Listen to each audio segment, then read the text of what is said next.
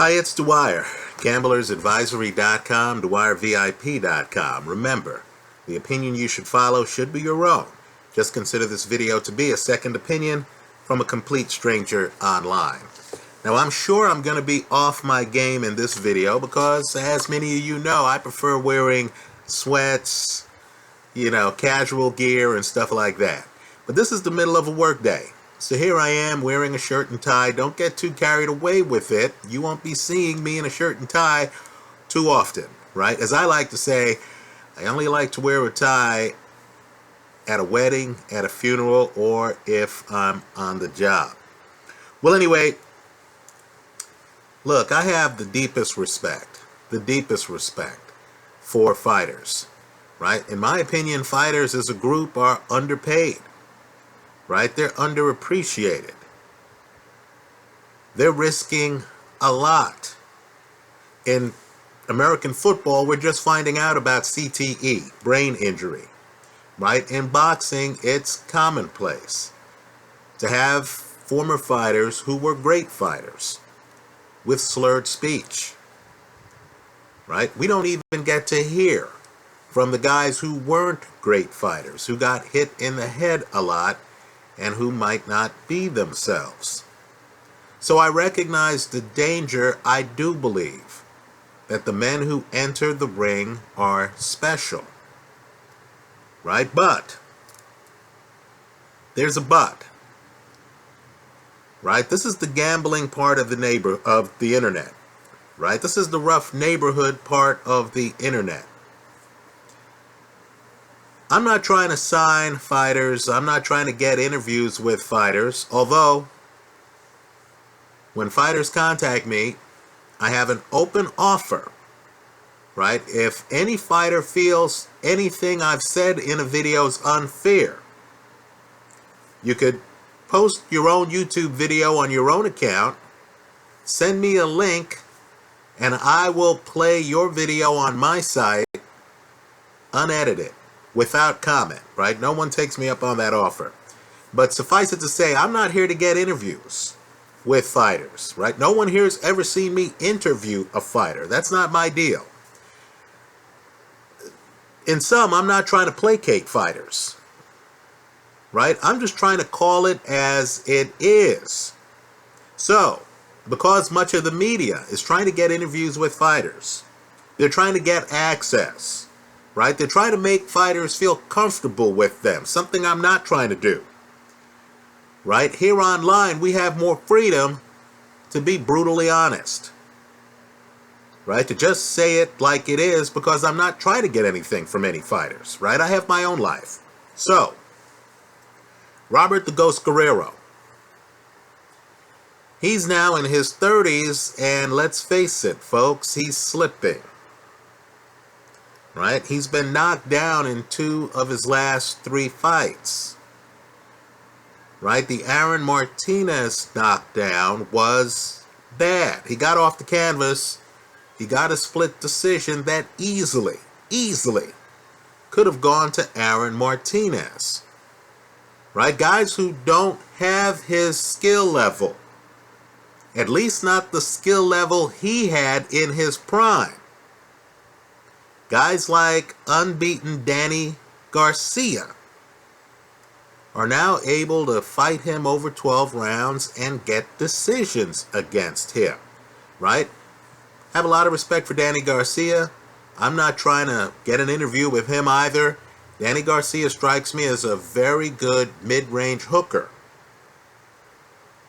right? I don't view Danny Garcia like I viewed prime Robert the Ghost Guerrero. And by prime Robert the Ghost Guerrero, I'm talking about the guy who Juan Manuel Marquez dodged for years.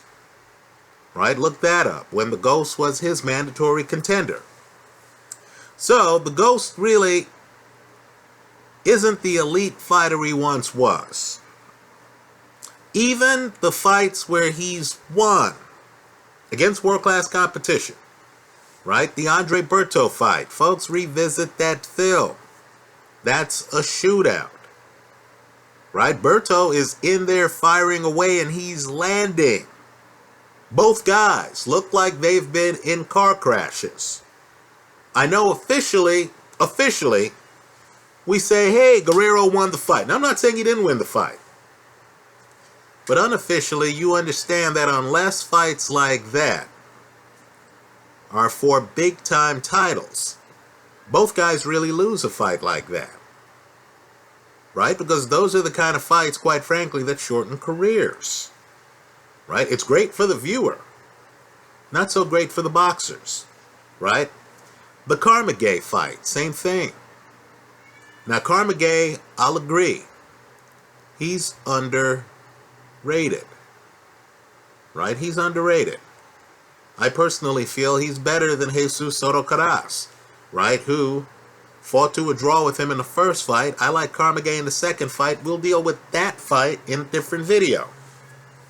But understand, if you go back and look at the video of that Guerrero-Carmagay fight, you're going to see Carmagay, like Berto, right, in the pocket landing shots. He's throwing punches for a reason. It's because he's landing them. Look at the CompuBox numbers to both the Berto and the Carmagay fight. Now, don't get me wrong. Guerrero's a warrior.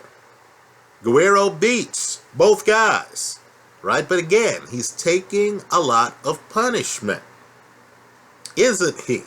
So much punishment that in subsequent fights, the Thurman fight, the Martinez fight, he's on the canvas. Right? Now, let me be clear. The guy he's fighting, David Peralta, let's coin a new word here. To me, he's a phantom. Right? You look at the record, you say, hey, great record. Oh, 50% KO ratio. Hey, not bad. Right? The question isn't the KO ratio. The question is, who is he fighting? Folks, there's a lot of air in this tire. Some records are more legit than others. Right? Style-wise, Peralta's a guy who likes to throw big shots, goes flat-footed, then jumps out of the pocket. Right? Then he gets back in the pocket. He likes to go flat-footed. The problem is, as you're looking at the highlights here on YouTube, and some of them look good, what I want you to do is to focus on his opponent. Let's talk about Peralta's opponents. His last fight was against a guy with 25 losses. I'm not kidding. Right? Keep in mind, that fight, this is Peralta's last fight. He's fighting Robert the Ghost Guerrero. Right? A guy who's fought A-listers. Right? Who's fought unbeaten Keith Thurman.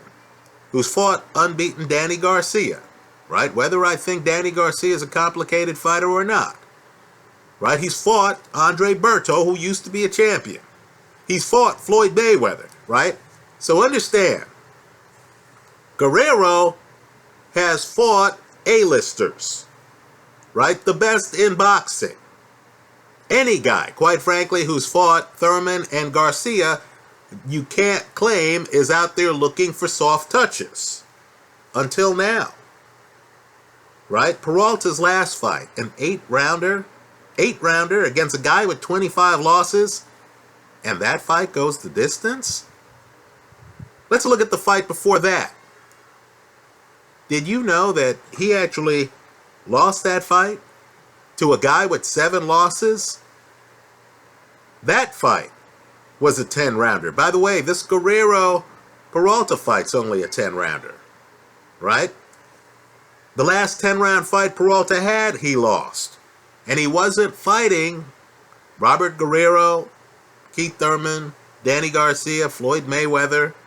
Right? He wasn't fighting any of those guys. The fight before that, I know many of you right now are saying, hey, come on, Dwyer, you're being a little bit hard here. 12-rounders are really championship fights. Right? So what if a guy fights a 10-rounder every now and then? Well, what about this one? 3 fights ago, Peralta fought a 6-rounder. 6. Right? I thought 6-rounders were really for guys, if they're serious about winning titles, who are just getting the training wheels taken off. Right? These are the fighters who are just getting potty trained in the sport. But yet Peralta fought a 6-rounder 3 fights ago. Now I know some people are going to say, okay, big deal. He fought one 6-rounder. Right? What's the big deal, Dwyer? The big deal is the fight before. He fought a 4-rounder. A 4-rounder. By the way, in that 4-rounder, against a guy who had 4 losses in 11 fights. Right? Again, 4 losses in 11 fights. That fight was declared a draw. Right? So, the world is looking at David Peralta's record and they're saying, hey, this is a tough fight. Oh. This is a fight that Guerrero has taken because he knows he's slipping. This is a fight Guerrero has taken against a phantom. A guy with a record. Whose resume doesn't hold up to scrutiny.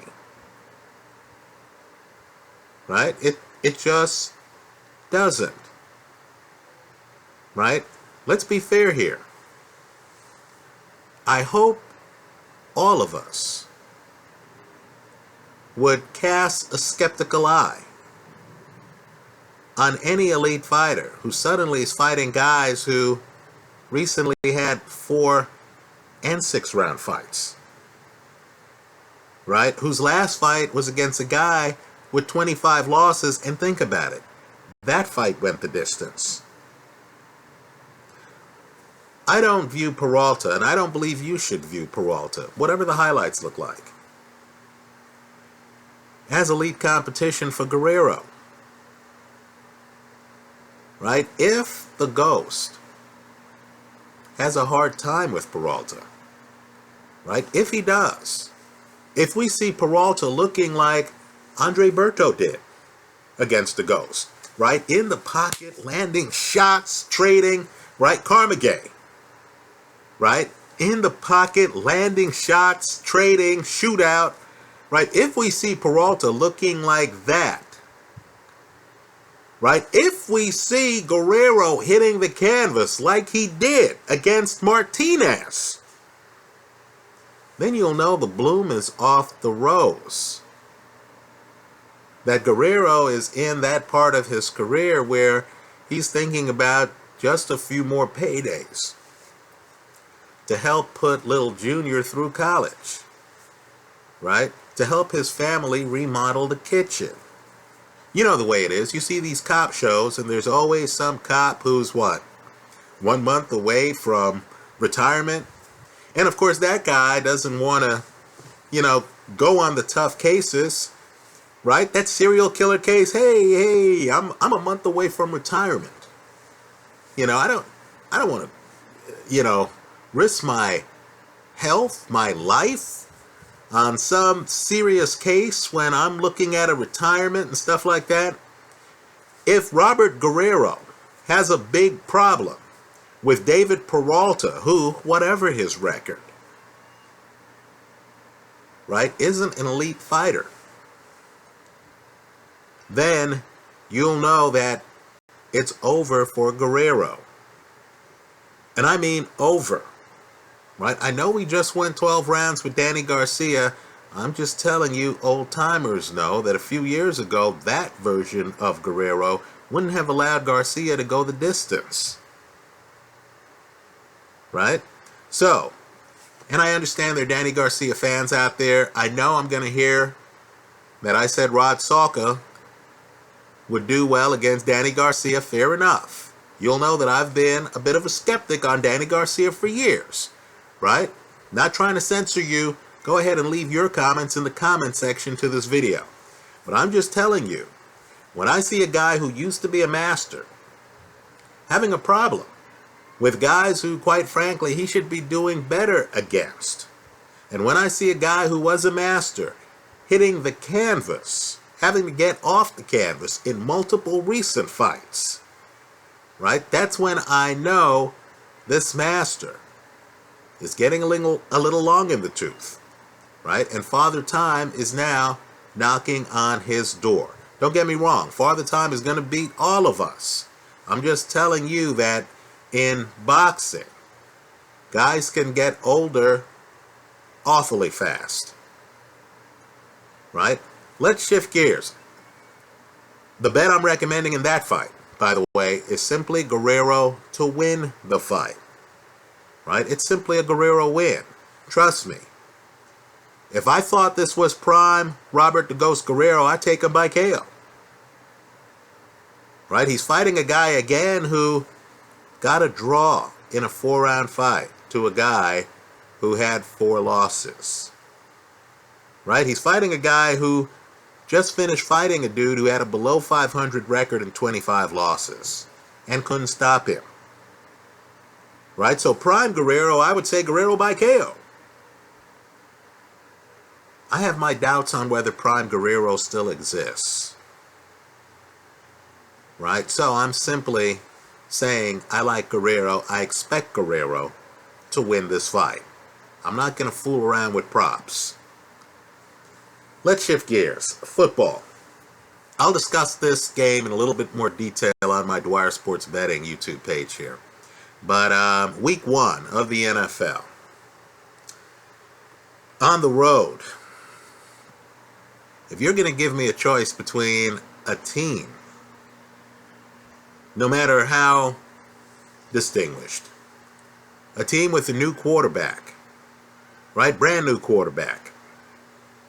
Either a guy who hasn't been on the team before, or some rookie, right? If you're giving me a choice between that team and a team with the reigning MVP of the league at quarterback, right? On a squad that only lost 2 games last year, one of them being the Super Bowl, right? Against the team they're playing, right? I'm going to take the reigning MVP of the league. Straight up, I like the Carolina Panthers on the road, week 1 of the NFL season, against the Denver Broncos. Folks, Peyton Manning's retired. He's retired. Also, who does this game mean more to? Now, keep in mind, on this site, I picked Denver in the Super Bowl on a point spread play over the Carolina Panthers. Right? I did not take Denver straight up. I didn't have to. The casino was stupid enough to give away points in a game where you didn't even need the points. Right? So I believe I got 5.5 or 6 points on the Super Bowl. That was fun to watch. But I want you to revisit that Super Bowl box score. Just revisit it. Understand that turnovers played a great deal in that Super Bowl. Carolina has just spent an off-season knowing that they got vastly more first downs in that Super Bowl than did the Denver Broncos, the team that beat them. Right? Think about it. An argument can be made, looking at the stats, that Carolina outplayed Denver in the Super Bowl and still ended up losing by a wide margin. So this offseason, just figure out the personalities. Ron Rivera, the coach of the Panthers, right? Now I'm just telling you, there was a time in the early 80s where Ron Rivera was really a guy with an attitude, big-time swag, big-time player for the California Golden Bears. Right before, of course, he ended up on the Bears. Right? Rivera is a guy with an attitude. As you get older, you notice that guys who, when they were younger, had attitude problems. Right? You notice that these guys figure out over time how to fit into corporate America. Right? Even Carmelo Anthony. I remember when he had a little bit of swag when he was young. Right now I notice Carmelo Anthony is kind of like an elder statesman. I'm guessing by the time he's in his 40s, he's going to be a bit corporate, right? I know Ron Rivera, comes across as corporate and stuff like that. I can only imagine what the guy is like when they close the door and he's talking to Cam Newton. I know Cam smiles a lot. Cam talks about there being no racism in America, right? The bottom line, though, is I know Cam Newton is thinking, you got to be kidding me. How did we lose this Super Bowl to that team? I know no one's going to say it. No one's going to say it, at least not publicly. But I know these Panthers are thinking, you got to be kidding me. How did we lose to that quarterback? Right? I know Brock Osweiler's upset. Brock Osweiler left Denver because they took his starting gig and gave it back to Peyton Manning, who was on fumes last year. Let's face it, he was on fumes. So you can imagine these Panthers, they've circled this date on their calendars for a long time. Now don't get me wrong. Let's be smart here. This is the National Football League. I don't like, against a team that went deep in the playoffs, right? Let's face it. Denver went deep in the playoffs last year. They won the playoffs last year. I don't like laying 3 points. Right? I don't. So I don't want to fool around with the point spread here. Right? The problem with the line, too, is it's on that magical 3 number. Right? And so you can imagine Carolina up by 10 late, and then they play some kind of prevent defense, and they don't care if Denver scores. Denver scores a touchdown. Carolina wins by 3, and it's a push. So I don't suggest fooling around with the point spread. What I'm suggesting here is to take Carolina on a money line to win the nationally televised opening week game. Right? I like Carolina here. I know they're ready for Denver. I know last year left a bad taste in their mouth. And let's face it, they're going up against Mark Sanchez, who barely knows his way around the Denver clubhouse, or Paxton Lynch. Hey, I saw Luke Kuechly picking off Russell Wilson in the playoffs. Right? This Carolina defense confuses even elite quarterbacks. Right? You saw Carson Palmer throwing pick after pick.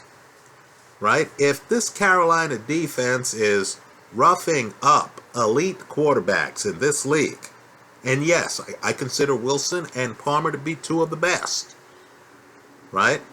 Then how is Mark Sanchez, who's had a turnover problem as it is, going to be able to compete here? Let me say this too. I know some of you are saying, what about Trevor Siemian or whatever his name is? He's not going to win the starting job. One man's opinion. Let's go one step further. Let's say Paxton Lynch is out there. I know he's looked good in the preseason. Right? You're going to throw a rookie. And I don't expect the conservative head coach like Kubiak to do this. But if he's crazy enough to throw a rookie in there, against a team coming off a 15-1 season, right? Even without Josh Norman in the secondary for the Panthers, that Panther defense is loaded. In fact, the Panthers are loaded. Just count the number of Pro Bowlers last year. Folks, most of those guys are still on the team. I like Carolina week 1 on a money line on the road over Denver. For more sophisticated gamblers, I'll agree. That high altitude can mess with a visiting team in the second half early in the season.